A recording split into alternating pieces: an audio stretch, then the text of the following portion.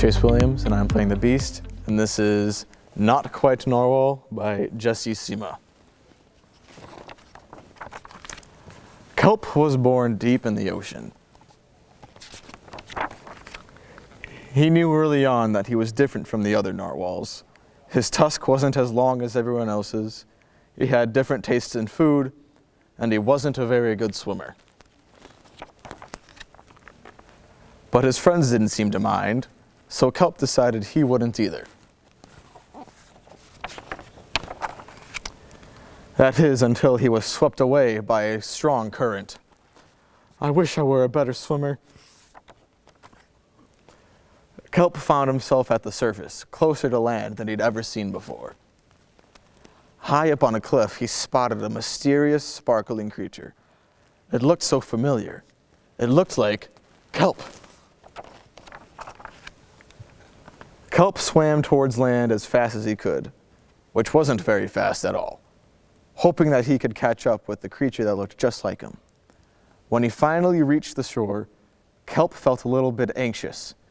He had never left the ocean. He was nervous about walking for the first time, but the land creatures made it look so easy. It wasn't. Oof. Ow.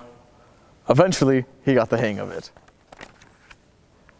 Everything on land was strange and beautiful, but also kind of scary. Kelp began to think he might never find the creature that looked just like him. But as he stumbled out of the forest, land narwhals! Actually, we're unicorns. And by the looks of it, so are you. Kelp had never heard of unicorns before. They taught him all sorts of new things about his tusk.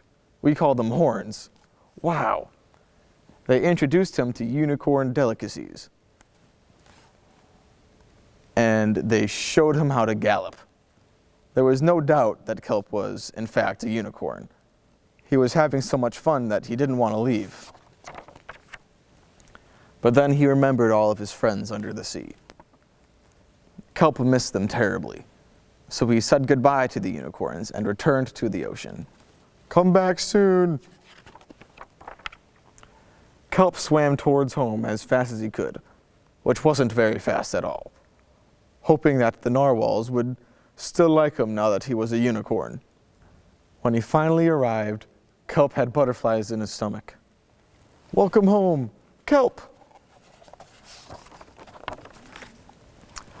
Kelp took a deep breath and told his friends the news. It turns out, I'm not a narwhal. Of course you aren't.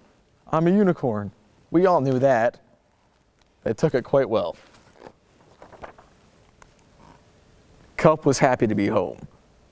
But now that he's experienced life on land with the unicorns, he couldn't seem to forget them.